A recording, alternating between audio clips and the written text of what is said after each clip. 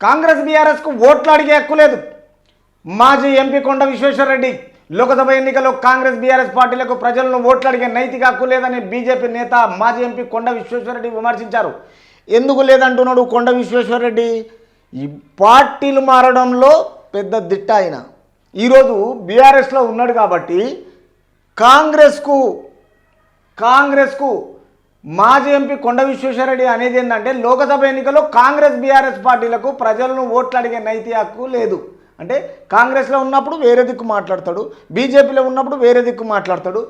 ఈరోజు ఆయన మాట్లాడేదంటే కాంగ్రెస్ బీఆర్ఎస్ పార్టీలకు మాత్రం ప్రజలను ఓట్లు అడిగే హక్కు లేదు. అంటే బీజేపీలోకి వెళ్ళిపోయినావు కదా, ఇవాళ కిషన్ రెడ్డి మాటని నువ్వు మాట్లాడుతున్నావు. అది నిన్ను చూసి కరెక్ట్గా జనాలు నీకు ఓట్లు వేయాలి, అంతే కదా. బీఆర్ఎస్కు లేదు, అది ఒప్పుకున్నా. కానీ కాంగ్రెస్కు లేదంటే అధికారంలో ఉన్నది, ప్రజలకు మంచి చేస్తుంది, రాష్ట్ర ప్రజలు సంతోషంగా ఉన్నారు, మేనిఫెస్టో ఇచ్చిన 4 ఫుల్ఫిల్ చేశారు. ఈరోజు ప్రజలను చాలా హ్యాపీగా ఉన్నారని తెలంగాణ రాష్ట్ర ప్రజలంటే నువ్వు హక్కు లేదంటే రేపు నీకు ఏమొస్తాయని మీ కిషన్ రెడ్డి ముఖం చూస్తే మోడీ ముఖం చూసేస్తారు తప్ప కిషన్ రెడ్డి ముఖం చూస్తే ఏ ఒక్క ఓటు భారతీయ జనతా పార్టీకి వేయరు. మీకు వచ్చిన 4 సీట్ల కంటే ఎక్కువ రావు. మీరు అనుకుంటున్నారు 543 కేంద్ర లోకసభ ఎన్నికల్లో మీకు వచ్చిన సీట్లు 4 మాత్రం ప్రజలు డిక్లేర్ చేసిరు, అవి మాత్రమే వస్తాయి. నువ్వు అన్నట్టుగా బీఆర్ఎస్కి మాత్రం 0 కోడిగుడ్డు తప్పకుండా. తర్వాత కొండ విశ్వేశ్వరరెడ్డి కాళేశ్వరం అవినీతి విషయంలో మాజీ సీఎం కేసీఆర్, మాజీ మంత్రి కేటీఆర్లపై కాంగ్రెస్ ప్రభుత్వం చర్యలు తీసుకోవడం లేదని ఆరోపించారు. మరి మీరున్నప్పుడు ఎందుకు తీసుకోలేదు? నువ్వు అందులోనే ఉన్నావు కదా, మరి అప్పుడు ఎందుకు అడగలేదు? ప్రజలను ఉద్దేశించి ప్రజలు మన మనుషులు, ఇది అడుగుదాము, ఇది రాంగ్ రూట్లో పోతున్నారు, రేపు కాళేశ్వరం ప్రాబ్లం వస్తుంది, ప్రజల డబ్బును అవినీతిగా ఖర్చు పెడుతున్నారని మరి ఆ రోజు మాట్లాడలేదు. ఈరోజు బీజేపీలోకి వెళ్ళిపోగానే బీఆర్ఎస్ను పట్టించుకోవడం లేదు, నిలదీయడం లేదు, కొత్త సాకులు ఇవి.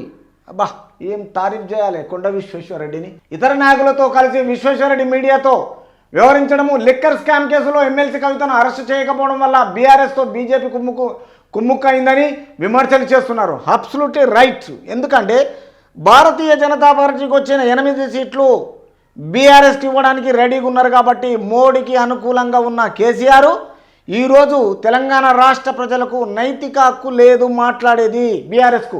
కాబట్టి ఇప్పుడు కొండ విశ్వేశ్వరరెడ్డి ఏంటంటే బీజేపీలో ఉండిగిన కాంగ్రెస్ బీఆర్ఎస్ ఒకటి అంటాడు. ఎట్లయితుంది? భారతీయ జనతా పార్టీ తప్పు చేస్తుంది, లిక్కర్ స్కామ్లో కవితను అరెస్టు చేయకపోవడము, ఈ రోజుగిన మీ బీఆర్ఎస్ అణిగి రేపు ఏం చేస్తుంది, ఏ విధంగా ముందుకు పోతుంది, అగర్ కవితను అరెస్టు చేయాలా వద్దాలా, అగర్ ఈ విషయంలో భారతీయ జనతా పార్టీ 8 సీట్లు వచ్చిన తర్వాత కేసీఆర్ 8 సీట్లను ఎలా కలుపుకుంటాడు? అంటే మీరు మిత్రపక్షం,